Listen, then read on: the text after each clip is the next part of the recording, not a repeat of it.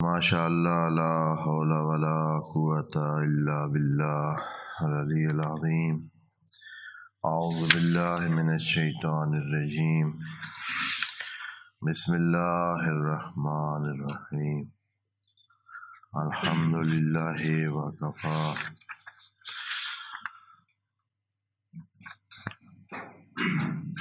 والصلاۃ والسلام علی عبادہ الذین اصطفی، اما بعد فرب اشرح لی صدری ویسر لی امری واحلل عقدۃ من لسانی یفقہوا قولی وقل رب ادخلنی مدخل صدق واخرجنی مخرج صدق واجعل لی من لدنک سلطانا نصیرا۔ بسم اللہ وباللہ وتوکلت علی اللہ۔ قال اللہ تبارک و تعالی فی سورۃ البقرہ، آیت نمبر 30۔ بسم اللہ الرحمن الرحیم۔ وعلیکم السلام۔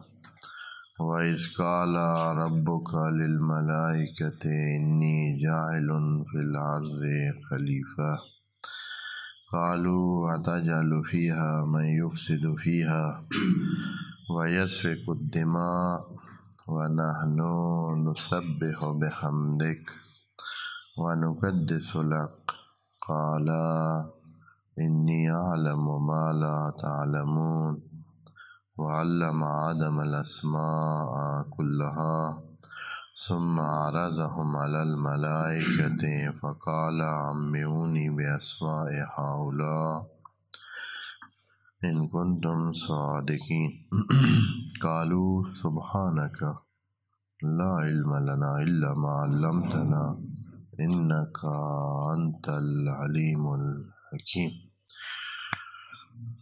وعلیکم السلام۔ صدق اللہ العظیم۔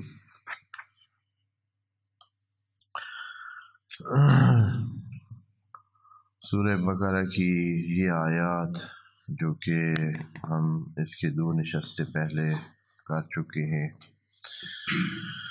قصہ معروف اور مشہور جناب آدم علیہ السلام اور انسانوں کے اس زمین پر آنے کے ابتدائی مراحل، وعلیکم السلام،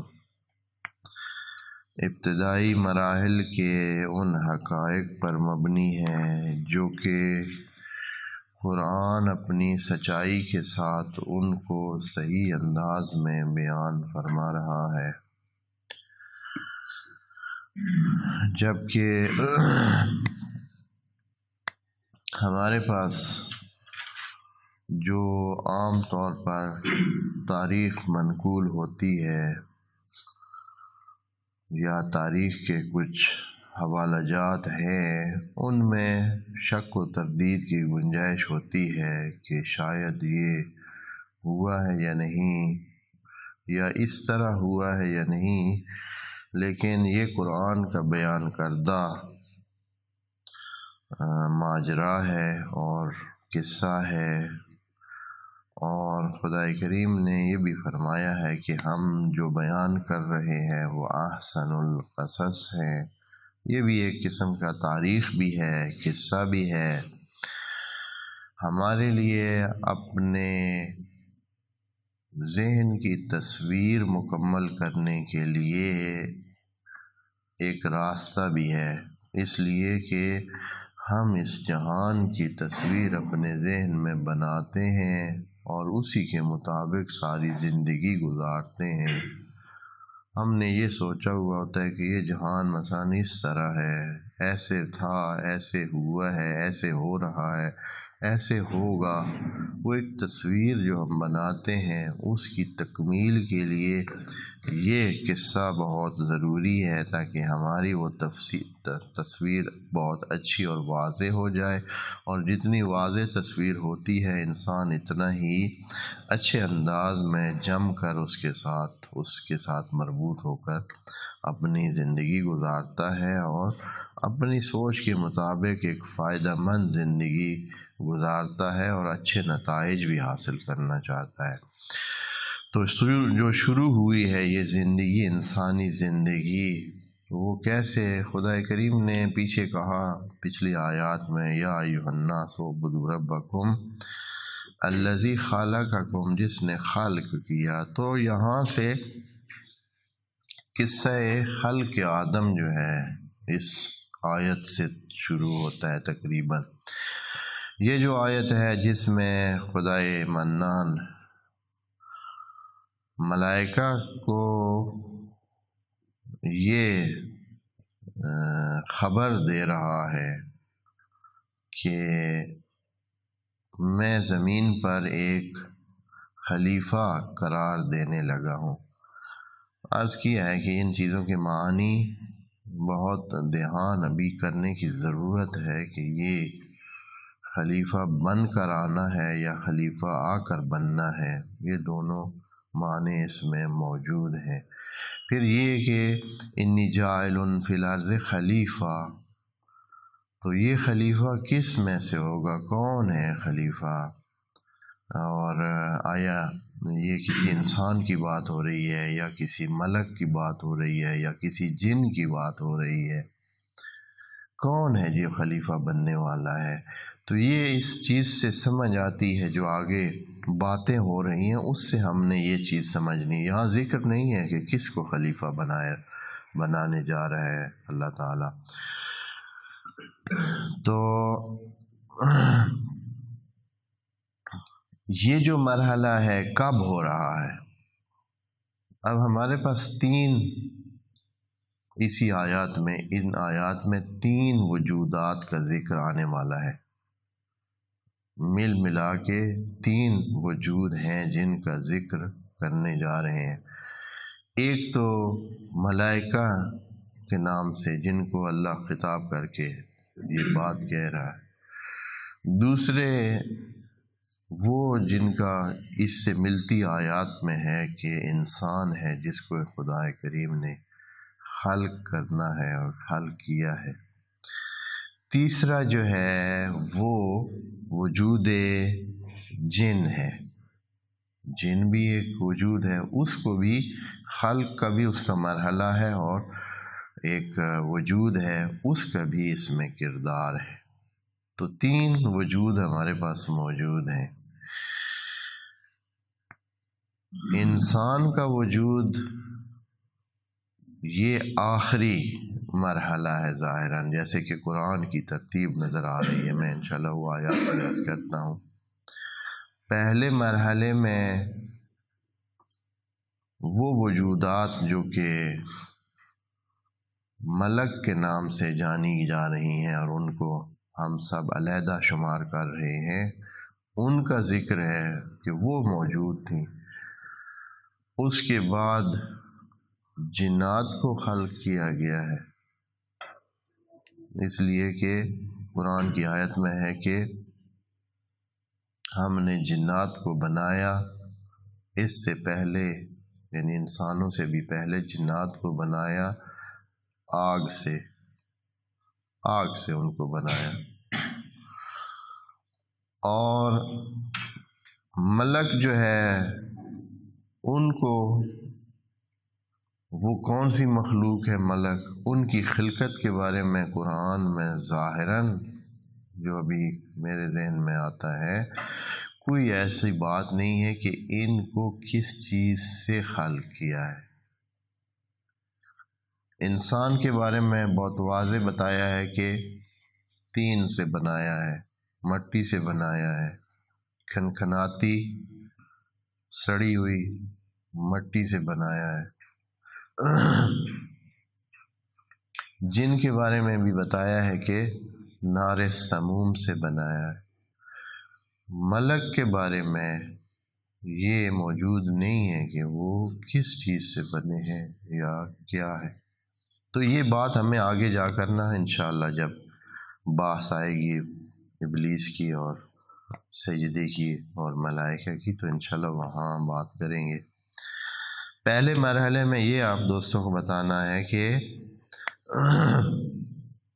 یہاں جب اللہ سبحانہ ملائکہ سے یہ خطاب کر کے بتا رہا ہے کہ میں زمین پر ایک خلیفہ قرار دینے لگا ہوں، تو ملائکہ نے آگے سے جو بات کی ہے اس سے پتہ چلتا ہے کہ ان کو سمجھ آ گئی ہے کہ کس کو جو ہے یہ خلیفہ بنانے جا رہے، کیونکہ ملائکہ نے فوراً، اللہ نے تو نام نہیں لیا ہے کہ کس کو بنانے جا رہا ہے، وعلیکم السلام، لیکن حالات سے اور جو واقعات اس سے پہلے ہوئے ہیں اس سے ملائکہ نے یہی اندازہ لگایا ہے، یہی جانا ہے کہ یہ جو خلیفہ بننے جا رہا ہے یہ سوائے حضرت انسان کے اور کوئی نہیں ہے۔ تو انہوں نے پھر انسان کی خصوصیات ذکر کی ہیں۔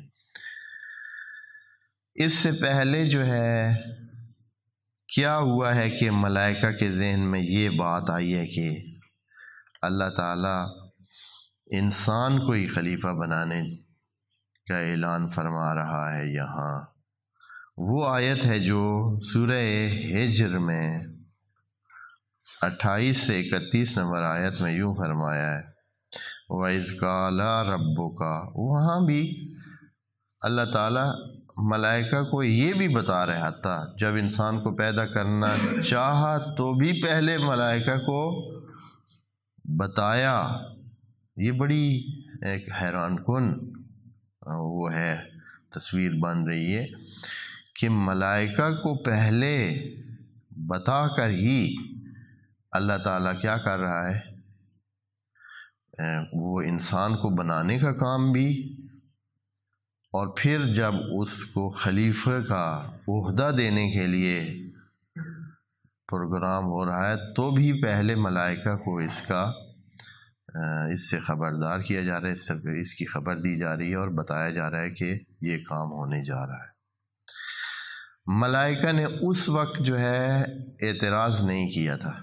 دیکھیں اس آیت میں، سورہ ہجر کی آیت 28 سے 31 میں، وَإِذْ قَالَ رَبُّكَ لِلْمَلَائِكَةِ، ایک وقت تھا جب، وعلیکم السلام، اللہ سبحانہ نے کہا ملائکہ سے کہ انی خالق بشراً، میں ایک بشر بنانے جا رہا ہوں، من صلصال من حمأ مسنون، سڑے ہوئے گارے کی کھنکھناتی مٹی، یعنی عام مٹی بھی نہیں بلکہ یہ خاص قسم کی مٹی، پہلے جسے ایک جلانے کے بعد خاص قسم کی اس کو کیفیت دی گئی ہے، ایسے عام مٹی بھی نہیں ہے، سڑے ہوئے گارے کی کھنکھناتی مٹی۔ یہ جب مٹی کو جلایا جاتا ہے، جیسے برتن مٹی کے بنتے ہیں، تو پھر یہ اس میں ایک کھنک سی پیدا ہو جاتی ہے،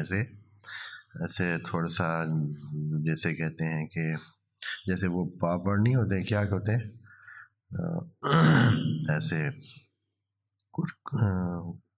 تھوڑے سے کڑاکے دار ٹائپ یا اس ٹائپ وہ بن جاتے ہیں، تھوڑی سی اس میں کھنک پیدا ہو جاتی ہے۔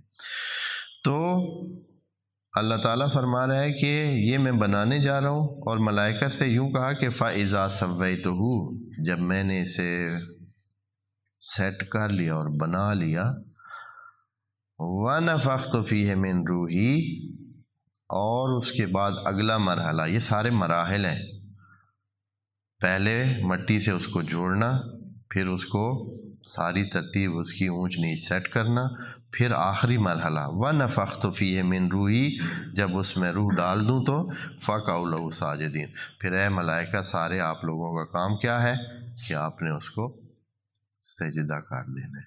یہ پہلے مرحلہ ہو چکا ہے، یہ ایک زمانے میں ایک ٹائم پر یہ سلسلہ ہو چکا ہے۔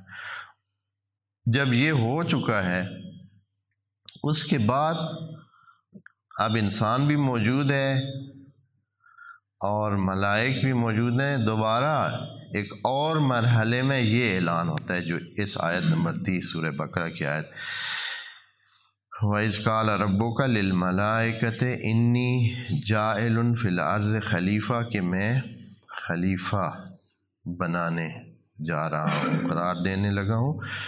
تو آگے سے ملائکہ کے ذہن میں وہ چیز موجود ہے کہ اللہ سبحانہ ہم سے ایک نئے وجود کے لیے سجدہ بھی لے چکا ہے۔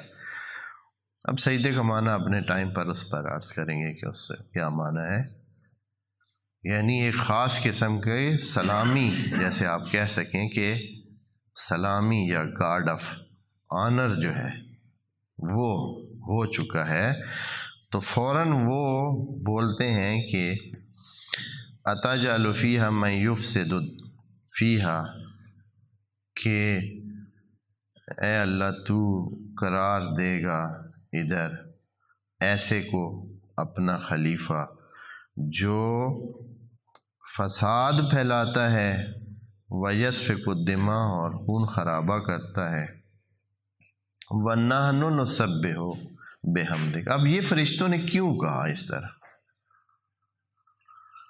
آگے سے اس کے دو مطلب ہو سکتے ہیں۔ ایک یہ ہے کہ اعتراض، ایک صورت یہ ہے کہ معلومات لینے کے لیے، ایک صورت یہ ہے کہ ان کو اعتراض ہو گیا ہے، ایک صورت یہ ہے کہ نہیں اعتراض نہیں ہوا ہے، معلومات لینے کے لیے۔ اب یہ جو فرشتوں نے پیچھے ریاکشن دیا تھا اس پر، رد عمل جو سجدے کے حکم پر دیا تھا، اس سے واضح ہے کہ یہ اعتراض کی صورت نہیں ہے، کیونکہ وہ اس سے بہت بڑا کام پہلے کر چکے ہیں، اللہ کی فرمانبرداری کا اظہار ٹوٹلی وہ کر چکے ہیں، اور یہ کہ اللہ کے کہنے پر، حالانکہ اللہ سبحانہ نے ان کے سامنے یہ بات واضح رکھی تھی کہ میں اس انسان کو سڑی ہوئی مٹی سے، یعنی عام مٹی بھی نہیں، بالکل سڑی ہوئی مٹی سے بنانے لگا ہوں، گارے سے انسان کو میں نے بنانا ہے، اور بناؤں گا جب میں اس کو اور پورا کر لوں گا تو پھر کیا کر دینا، جب اس میں روح بھی پھونک لوں گا تو اس کو سجدہ کرنا، اور پھر ملائکہ نے سجدہ کر دیا۔ اس کا مطلب یہ ہے کہ ملائکہ اس حوالے سے کوئی اعتراض نہیں رکھتے تھے اللہ کے کسی کام پر، کیونکہ اس سے جو، اب اس سے تو ان کا کوئی لینا دینا بھی نہیں ہے۔ اگر زمین پر کسی کو اپنا وہ خلیفہ اللہ تعالیٰ بناتا ہے تو ان کا کیا لینا دینا ہے اس سے، جبکہ جب سجدے کی بات تھی تو اس میں ایک قسم کا امتحان تھا ان کا، ایک قسم کا ان کو اپنے مرتبے سے، جیسے کہ وہ ان کا خیال، جیسے شیطان کا اور ابلیس کا خیال بن گیا کہ میں ان سے بالا تر ہوں، میں آگ سے بنا ہوں، اور یہ تو مٹی گارے کی بنی ہوئی چیز ہے، تو ان کے ذہن میں بھی یہ بات آ سکتی تھی، لیکن نہیں، انہوں نے فرمانبرداری کی اور کیا کیا، انہوں نے سجدہ کر دیا تھا۔ بس یہ جو ہے، یہ کہنا کہ نحن نقدس لک، ہم تیری تسبیح بھی کرتے ہیں اور تیری تقدیس کرتے ہیں، یعنی اے اللہ ہمیں اتنا تو پتہ ہے کہ یہ کام جو ہے صرف تقدیس اور تحمید کے لیے نہیں ہو رہا ہے، یہ جو کام ہے کہ خلیفہ بنایا جا رہا ہے کسی کو، یہ صرف اس کے لیے نہیں، وہ تو ہم کر رہے ہیں، بس اس کے خلیفہ بنانے کا کیا مطلب ہے، اس کے خلیفہ بنانے کا پھر کیا مطلب ہے، کس کے لیے، مقصد کیا ہے اس سے، تو اپنی اس معلومات کو مکمل کرنے کے لیے انہوں نے یہ بات کہی۔ قالوا اتجعل فیہا من یفسد فیہا، کہ قرار دے گا ادھر جو فساد پھیلاتا ہے، فساد والا ہے، وَيَسْفِكُ الدِّمَاءَ، اور یہ خون خرابہ کرتا ہے، وَنَحْنُ نُسَبِّحُ بِحَمْدِكَ، جب کہ ہم اے اللہ تیری تسبیح کرتے ہیں، تیری تحمید کرتے ہیں حمد کے ذریعے تجھے۔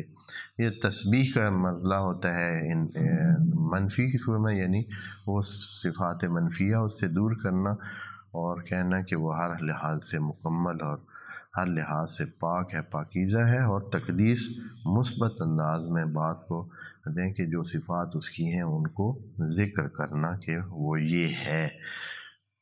تسبیح کا مطلب ہوتا ہے کہ وہ چیزیں جو اس سے دور ہیں ان سے اس کو پاکیزہ کہنا۔ تو قال انی اعلم ما لا تعلمون، تو اللہ نے فرمایا کہ مجھے پتہ ہے جو آپ کو ابھی پتہ نہیں ہے۔ تو پھر اللہ تعالیٰ نے اس کے بعد اگلے مرحلے میں یہ بہت بڑی بات ہے کہ اللہ تعالیٰ اپنے بندوں کو یا اپنے تمام اس کو جو وجودات ہیں اس کے اندر جبراً کوئی چیز ان سے قبول نہیں کرواتا ہے کہ بس اب میرا زور ہے تو بس ٹھیک ہے مانے کے مانے۔ یہ بھی اس صفات میں سے ہے جو انسان کو اس نے دی ہیں، اور انسان کے سامنے وہ یہ بیان کر رہا ہے کہ اے انسان، جیسے مجھ میں جبر نہیں ہے، میں کوئی بھی کام غیر عقلانی اور غیر منطقی نہیں کرتا ہوں، اور صرف زور کے اس پر بل بوتے پر میں کسی سے اپنی بات نہیں منوانا چاہتا ہوں۔ اسی طرح اے انسان تمہیں بھی اسی طرح ہی کرنا ہے۔ خلیفہ کے اوصاف میں سے یہ ہے کہ اس کا کوئی کام جبر اور اکراہ کی بنیاد پر نہ ہو، بلکہ عقل، عقلانیت اور منطق کی بنیاد پر دوسروں سے منوانا۔ اب فرشتوں کو کہا ہے کہ یہ مجمل سا جواب ادھر دیا ہے کہ آپ کی بات نہیں رد کی ہے، اللہ نے رد نہیں کیا کہ یہ خون خرابہ نہیں کرے گا یا یہ فساد نہیں پھیلائے گا، نہیں، بات ان کی ٹھیک تھی، بات ان کی یہ اتنی ٹھیک تھی کہ وہ یہ کاموں میں مصروف رہا ہے اور رہے گا۔ تو صرف اتنا کہا کہ مجھے پتہ ہے جو تمہیں آپ لوگوں کو پتہ نہیں۔ اس کے بعد اب اللہ تعالیٰ نے یوں کیا کہ فرشتوں کے اس ذہنی کشمکش جس میں وہ مبتلا ہو گئے ہیں کہ تسبیح تو ہم کر رہے ہیں، تقدیس تو ہم کر رہے ہیں اور سلسلے سارے ہو رہے ہیں، تو پھر اس بندے کو خلیفہ بنانا اور وہ بھی خلیفۃ اللہ بنانا، یہ کس وجہ سے ہو سکتا ہے؟ فسادی بھی یہ ہے اور صف کے دماغ بھی یہ کرتا ہے۔ ادھر خدا کریم نے یوں کیا کہ پھر باقاعدہ ایک ترتیب دی، ایک سلسلہ کیا۔ آیت نمبر 31 سے اس کا بیان ہے کہ آگے پھر کیا ہوا۔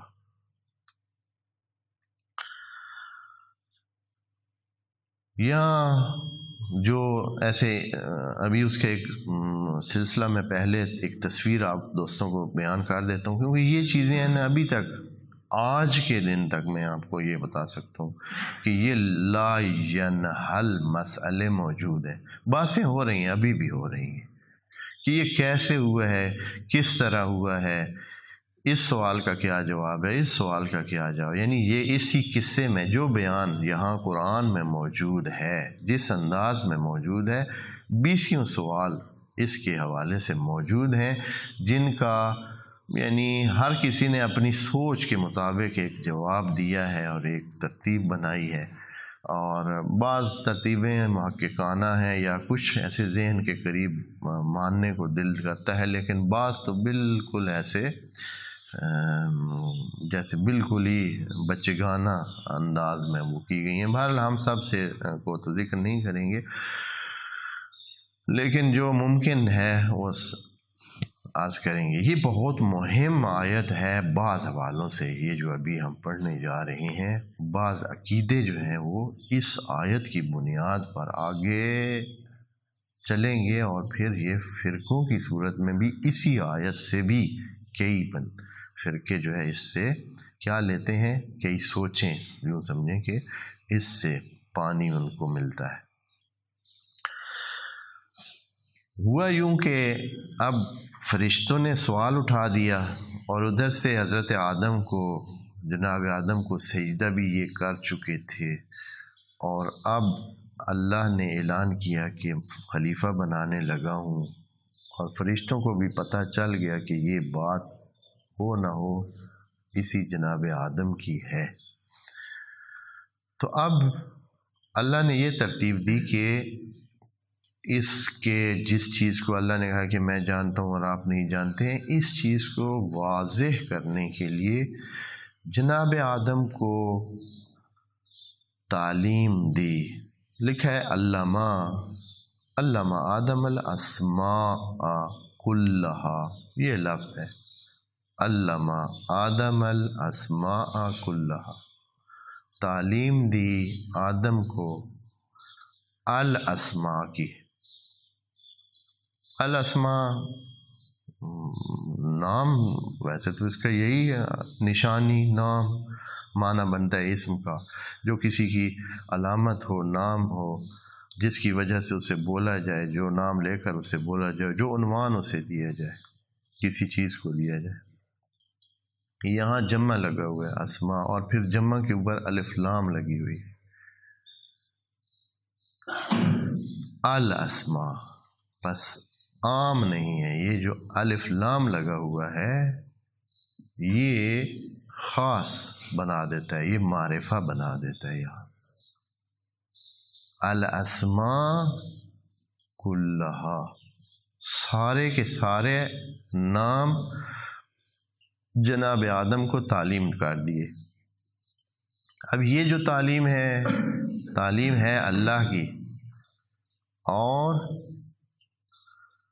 تعلیم جو ہے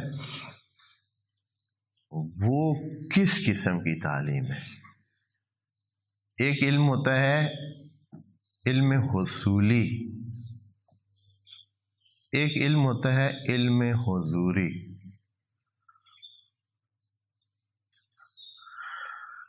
علم حصولی جو ہے یہ ہے کہ آدمی کے پاس وہ چیز نہیں ہے، دوسرے سے وہ علم لیتا ہے۔ مثال کے طور پر کوئی بندہ آپ کو کہتا ہے کہ مجھے بھوک لگی ہے، اور پھر وہ بھوک کی تعریف آپ کو یا پتہ ہے یا آپ کو بتاتا ہے کہ مطلب یہ ہے کہ اس کو کھانے کی ضرورت ہے، بھوک لگی ہے۔ یہ اس کی بھوک کا علم آپ کو ہو گیا ہے، یہ علم حصولی ہے، یعنی اس نے بھوک کا بتایا، آپ کو اس کی بھوک کا پتہ چل گیا۔ دوسرا علم ہوتا ہے علم حضوری۔ علم حضوری میں یہ ہوتا ہے کہ کوئی دوسرا نہیں بتاتا ہے، وہ چیز آپ کے پاس ہوتی ہے، وہ چیز آپ کے پاس ہوتی ہے، جیسے آپ کو خود بھوک لگی ہوئی ہے۔ یا ایک اور مثال لے لیں، آپ کو کوئی بتاتا ہے کہ فلاں زندہ ہے، زندہ ہونے کی معلومات دیتا ہے۔ ایک دوسرا ہے کہ آپ کو خود اپنی زندگی کا علم ہے، آپ کو پتہ ہے نا کہ آپ زندہ ہیں۔ یہ جو علم ہے کہ آپ زندہ ہیں، یہ کون سا علم ہے؟ یہ علم حضوری ہے، حصولی نہیں ہے، آپ نے حاصل نہیں کیا ہے، آپ کو خود اور یہ علم بہت مستحکم اور یعنی 100% والی، اس میں کوئی شک گمان اور تمام تر آپ کو علم ہوتا ہے کہ آپ کی اس حیات کی کیا حیثیت ہے۔ وہ سارا، جیسے کہ بھوک کا ہے، آپ کو پتہ ہے کہ آپ کو بھوک کتنی لگی ہوئی ہے، تھوڑی ہے، زیادہ ہے، یا اور کسی کو بخار کا علم ہوتا ہے، کسی کو خود بخار ہوتا ہے، ہاں، اور بیسیوں چیزیں ہیں جو علم حضوری ہوتا ہے، علم حصولی۔ اللہ کا علم تمام اشیاء کے بارے میں چونکہ اس نے خود ہی خلق کی ہیں، کسی نے اس کو بتایا نہیں ہے۔ اس کا علم کون سا ہے؟ علم حضوری ہے، اور اسی کو علم لدنی بھی کہتے ہیں۔ لدن یعنی لدن الشیء، جو کسی شے کے ساتھ آپ ہوں تو علم لدنی سنا ہوا ہے آپ نے، وہ علم حضوری کا دوسرا نام ہے۔ یعنی اللہ کا علم بھی علم لدنی ہے، یعنی ہر چیز ہے ہی اس کے پاس، اس کا علم اس طرح ہے۔ ہمارا علم جو ہوتا ہے وہ کیا ہوتا ہے؟ حصولی ہوتا ہے۔ علم حضوری میں دیر نہیں لگتی ہے، اس لیے کہ جب چیز آپ کے سامنے ہے تو پھر کون سی دیر، ہر چیز اس کا علم فوراً آپ کا۔ لیکن جو علم حصولی ہوتا ہے وہ تو حاصل کرنا پڑتا ہے، اور پھر حاصل کرنے کے جو مراحل ہوتے ہیں، سلسلے۔ یہاں جو علم حضرت جناب آدم کو دیا جا رہا ہے، یہ لفظ تو وہی علم والا یہاں لگا ہوا ہے۔ وَعَلَّمَ آدَمَ الْأَسْمَاءَ كُلَّهَا، جناب آدم کو علم دیا گیا اسماء کا، کلہا سب کا۔ اب وہ تمام وجودات جو بھی ہیں، الاسماء خاص ہیں خاص۔ کلہا جو ہے یہاں کس کی تفسیر کر رہا ہے؟ تاکید ہے اس کی کہ سارے کے سارے، یا ان اسماء کا سب۔ سارے ہوتا ہے تعداد میں، سب کا سب یعنی کیفیات میں۔ اس چیز کا کیسے پتہ چلے کہ یہ اللہ تعالیٰ یہ والا مرحلہ فرما رہا ہے یا وہ والا؟ یہ اگلے جملے سے پتہ چلتا ہے۔ یہ جو میں نے کہا ہے کہ علم حضوری تھا، علم حصولی نہیں تھا۔ اللہ نے تمام چیزیں یا وہ تمام اسماء جو کہ زیادہ تر مفسرین کہ یہ خاص قسم کی شخصیات تھیں، اس کے بارے میں ابھی تھوڑے مختلف قول بھی عرض کروں گا۔ یہ کہ کچھوں نے کہا ہے کہ یہ اسماء کیا ہیں جی؟ یہ تمام چیزوں کے نام، یہی چیزیں مثلا پانی ہے، ریت ہے، مٹی ہے، درخت ہے، بوٹا ہے، بیڑ ہے، بکری ہے، یہ تمام حضرت آدم کو بتا دیے۔ جیسے کہ بھئی ایک لغت نامہ حضرت کے حوالے کر دیا کہ بھئی ایک قول یہ ہے، ایک یہ ہے کہ نہیں فرشتوں کے نام ساروں کے بتا دیے، الاسماء سب فرشتوں کے نام بتا دیے، کہ تاکہ ان کو پتہ چلے کہ ان پہلے ہی حضرت آدم ان کو جانتے ہیں، یا اس طرح کی کوئی بات۔ پھر جو ہے تیسرا قول یہ ہے کہ خود حضرت آدم کی ذریت میں سے خاص لوگوں۔ ابھی آگے بتائیں گے کہ کون سے قول کو زیادہ ترجیح ہے۔ یہ کہ ہم نے کہا، یہ جو بات میں نے عرض کی ہے ان تفاسیر میں اس طرح نہیں ہے، کسی میں ہوگی، اب اتنی جو تفسیر ہے ممکن ہے کسی میں ہوگی بھی، اتنے لوگ اس میں تحقیق کرتے ہیں اور بات کرتے ہیں، اس لیے کہ اس کی جسٹیفیکیشن اس کے علاوہ نہیں ہے۔ جو بھی معنی عرض کیا ہے نا کہ یہ تعلیم علم حضوری تھی، کیوں یہ عرض کیا ہے؟ سب نے وہی عام معنی لیا، جیسے تعلیم دی جاتی ہے، کسی کو آپ تعلیم دیتے ہیں، پھر یہ جا کر آگے کہ وہ کام فرشتے نہیں کر سکے، یہ کام حضرت آدم نے کر لیا۔ علامہ اللہ نے فرما دیا، تعلیم دے دی، حضرت آدم نے تعلیم لے لی، یعنی کوئی اس میں رکاوٹ نہیں بتائی کہ وہ نہ لے سکے یا کوئی مسئلہ پیش آیا یا نہیں، مکمل ہو گیا، علامہ مکمل ہو گیا کام۔ جناب آدم نے وہ تعلیم جو ان کو اسماء کی دینی تھی وہ دے دی۔ پھر ثم اعرضہم، یہاں آ کر رولا بن جاتا ہے۔ پھر اللہ نے وہ سب کچھ پیش کیا. یہاں نہیں کہا ہے ثم علم الملائکہ. پھر سب وہ کچھ جس کی تعلیم جناب آدم کو دی تھی وہ سب کچھ پیش کیا. ہم کی ضمیر لگائی ہے جو کہ عقل مندوں کے لیے ہوتی ہے. اگر غیر عقل مندوں کے لیے ضمیر ہوتی تو ہا ہونی چاہیے. ہائے یعنی مفرد مؤنث کی ضمیر جو ہوتی ہے وہ اس کے لیے ہوتی ہے. جمع غیر معقول کے لیے، جو غیر عاقل چیزوں کے لیے جمع کے لیے وہ ضمیر استعمال ہوتی ہے. لیکن یہاں کہا ثم عرضہم، پھر ان خاص قسم کے اسماء یا وجودات کو، ان خاص قسم کے وجودات کو ملائکہ پر پیش کیا. اس کا مطلب یہ ہے کہ وہ جو پہلے کام کیا تھا تعلیم کا وہ بھی اسی طرح کا ہی تھا. یعنی علم حضوری دیا تھا جناب آدم کو. یعنی تمام ان وجودات کو جناب آدم کے سامنے ظاہر کیا جس سے ان کو علم ہو گیا ان کا کہ یہ جو ہے نا، یہ ایسے میری ذریت میں، میرے بعد آنے والے انسانوں میں یہ نورانی وجود، یہ خاص قسم کے وجود بھی ہیں. پھر انہی وجودات کو ملائکہ پر پیش کیا. ثم عرضہم علی الملائکہ، ملائکہ پر پیش کیا. اچھا کیا نتیجہ؟ ادھر تو تعلیم مکمل ہوگی، جناب آدم کے سامنے پیش کیا. جناب آدم میں اتنی ظرفیت، اہلیت، صلاحیت تھی، انہوں نے وہ تعلیم لے لی، ان کو پہچان لیا، درک کر لیا.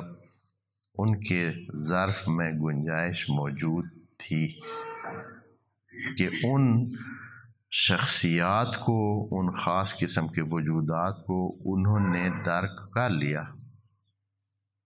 لیکن یہی کام جب فرشتوں پر کیا گیا، ان خاص مقدس وجودات کو فرشتوں پر سامنے لایا گیا،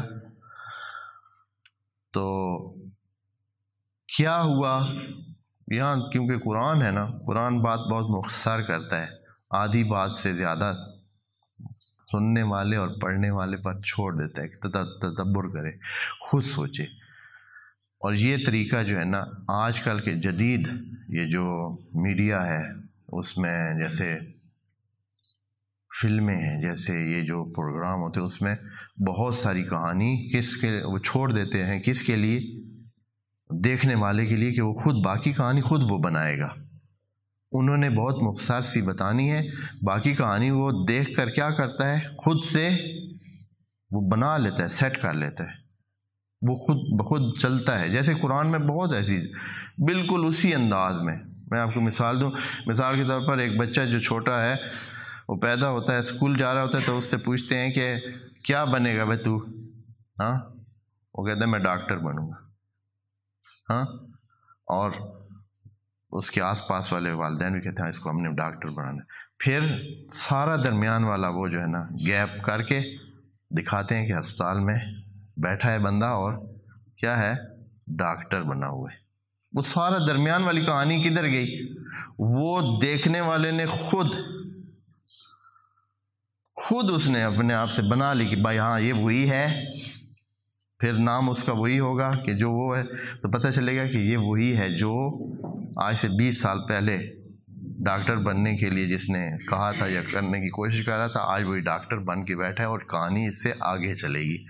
درمیان والا سارا گیپ کیا کر دیا؟ چھوڑ دیا.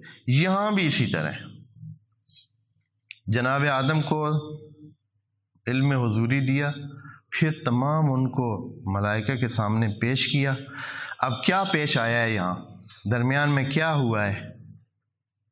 نہیں اللہ تعالیٰ نے یہ کہا کہ ملائکہ نہ سیکھ سکے یا نہ ان کو پا سکے یا نہ درک کر سکے، کچھ نہیں کہا۔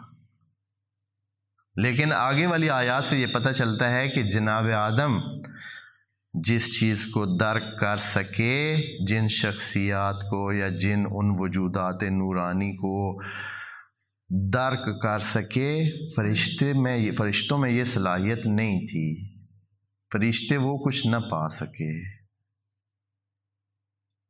اور ان کو پتہ چل گیا کہ یہ جو وجود ہے جناب آدم کا، یہ ہم سے بالا تر ہے، اس کی صلاحیتیں ہماری صلاحیتوں سے بالا تر اور بہتر ہے۔ تب جا کر انہوں نے کیا کیا؟ کہا سبحانک، ہم نہیں جانتے تھے، ہمیں پتہ نہیں تھا، تو بالا تر ہے، اے اللہ تیری شان عظیم تر ہے، اور جو تو کر رہا ہے وہ 100% ٹھیک ہے، اور وہی ہے جو تو نے کرنا ہے۔ ادھر آ کر جو ہے جب یہ مرحلے ہو گئے تو فوراً آگے فقال انبئونی، جب جناب آدم کو بھی تعلیم دی، فرشتوں پر بھی سارا وہ کچھ پیش کیا، کیونکہ اگر جناب آدم کو تعلیم دی ہوئی اور فرشتوں کو تعلیم دی ہوئی اور، تو پھر مقابلہ تو برابر کا ہوتا ہی نہیں ہے۔ بس برابر مقابلہ تب ہی ہے کہ کیا ہو، جناب آدم کو جو تعلیم دی گئی فرشتوں کو بھی عین ہی انہی حالات میں اسی چیز کی ہی پیشکش کی گئی ہو۔ تو یہ ثم عرضہم سے وضاحت ہوتی ہے حضرت آدم کو جو تعلیم دی تھی وہ بھی یہی تھی، یعنی سامنے ان کے ان وجودات کو، ان الاسماء کو۔ الاسماء اکثر مفسرین نے کہا ہے کہ یہ خاص قسم کے وجودات کی بات ہے۔ الف لام لگا ہوا ہے، یہ معرفہ کا الف لام ہے، اور اس سے معنی یہ ہے کہ خاص قسم کے وجودات، جن خود اس بات سے بھی پتہ چلتا ہے کہ یہ نام نہیں ہے کہ ہر چیز کا نام بتا دیا، مثلا یہ مولی ہے، یہ گاجر ہے، یہ جو ہے ہاں جی مثلا فلاں چیز ہے، یہ فلاں چیز ہے، ایسے نہیں، یعنی کوئی خاص حیثیت والی چیزیں تھیں جن کے ادراک سے فرشتے کیا ہو گئے، نہ کر سکے وہ کام، پیش تو ان کو بھی کیا گیا۔ ثم عرضہم، اور پھر ضمیر جو لگی ہوئی ہے یہ بتاتی ہے کہ یہ ذل عقول شخصیات ہیں، یہ غیر ذوی العقول نہیں ہے۔ فقال انبئونی، تو اللہ نے کہا فرشتوں سے، اے فرشتوں اب آپ کے سامنے میں نے جو حضرت آدم کو پیش کی انہوں نے سیکھ لیا، علامہ وہ سیکھ کے، لیکن آپ جو ہے آپ کو بھی پیش کی، تو اب آپ نے اگر کچھ پایا ہے تو آپ بتائیں، انبئونی بتائیں آپ، کہ جو آپ کے سامنے وہ نورانی شخصیات پیش کی گئی ہیں، وہ حیثیت والے خاص اسماء آپ کے سامنے رکھے گئے ہیں، تو اگر آپ نے پہچانا ہے، آپ نے ان کو درک کیا ہے، تو آپ ان کے نام لیں، آپ بتائیں کیا ہوئے، کون تھے، کیا تھا۔ فقال انبئونی، بتائیں ان کے بارے میں، بے اسماء ہؤلاء، یہاں ہؤلاء کی طرف اشارہ، یعنی وہ اشخاص موجود تھے، ہؤلاء بھی جمع ہے اور یہ ذی العقول کے لیے استعمال، یعنی وہ ان کے سامنے موجود ہیں، عرض کیے ہوئے ہیں، یعنی اللہ نے پیش کیے ہوئے ہیں، اور فرشتوں کو کہا کہ بسم اللہ، اگر آپ کو کوئی سمجھ آئی ہے، اگر آپ نے درک کیا ہے ان کو، اگر آپ نے پہچانا ہے تو آپ بتا دیں کہ کیا ہے۔ بے اسماء ہؤلاء، یعنی وہ شخصیات یا وہ نورانی وجود اس وقت وہاں موجود تھے جن کی طرف اشارہ کیا گیا، ہؤلاء یعنی ان کے نام، جن کی طرف اشارہ، آپ جانتے ہیں کہ ہؤلاء کیا ہے، اسماء اشارہ میں سے ہے، اور کیا ہے، جمع کے لیے آتا ہے، کہ ان کے نام بتائیں جو آپ کو پیش کیے گئے۔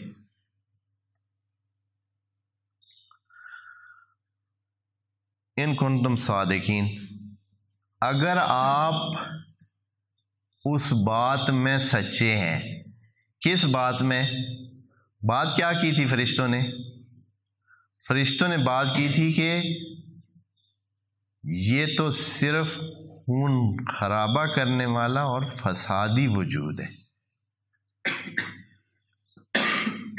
یہ بات کی تھی انہوں نے۔ اب ان کو جو دکھایا گیا وہ خاص قسم کے نورانی وجود تھے، اسی جناب آدم کی لڑی میں سے، جن کو دیکھ کر ایک تو فرشتے ان کو درک نہ کر سکے، نام بھی نہ بتا سکے، دوسرا یہ ہے کہ انہوں نے دیکھا کہ بھائی اس لڑی میں یہ نورانی وجود ہیں۔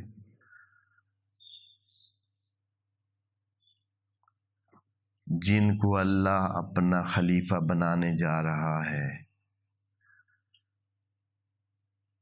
یہاں آ کر فرشتوں کی کیا ہوگی؟ بولتی بند ہو گئی۔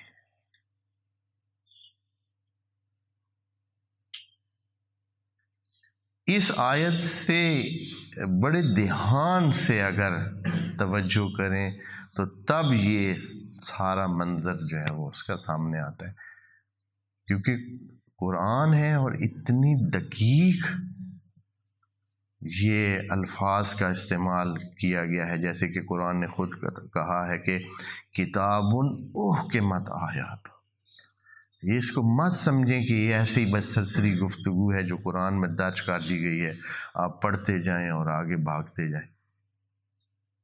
کتاب احکمت آیاتو، اس کی آیات بہت بڑی احکام کے ساتھ بڑے پیڑے انداز میں رکھی گئی ہیں۔ ثم فصلت، اور پھر کہا من لدن حکیم خبیر، یہ اس کی طرف سے ہے جو سب کچھ جانتا ہے، اس کی اول و آخر تک جانتا ہے۔ اس لیے یہ جو ہے انشاءاللہ اتنی تصویر ذہن میں رکھیں، اس کے بعد جو ہے نا یہ جو ابھی عرض کیا ہے یہ بہت کچھ آگے والی آیات میں بھی یہ کام آئے گا، تو ذہن میں رکھیں کہ بس یہ تعلیم کس قسم کی تھی؟ جو صلاحیت جناب آدم میں تھی وہ، اور جو فرشتوں میں صلاحیت ہے اس کا کیا فرق تھا، اور وہ وجودات، وہ خاص الاسماء کیا چیز تھی؟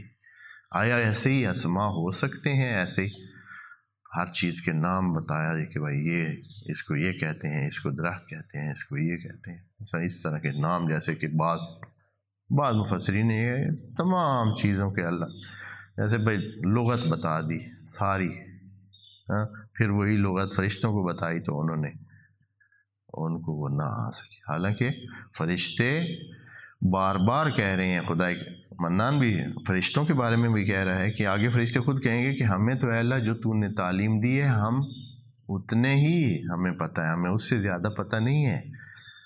لا علم لنا الا ما علمتنا، جو تو نے تعلیم دی ہے ہمیں تو اتنا ہی پتہ ہے، ہمیں اس سے زیادہ ہماری گنجائش نہیں ہے۔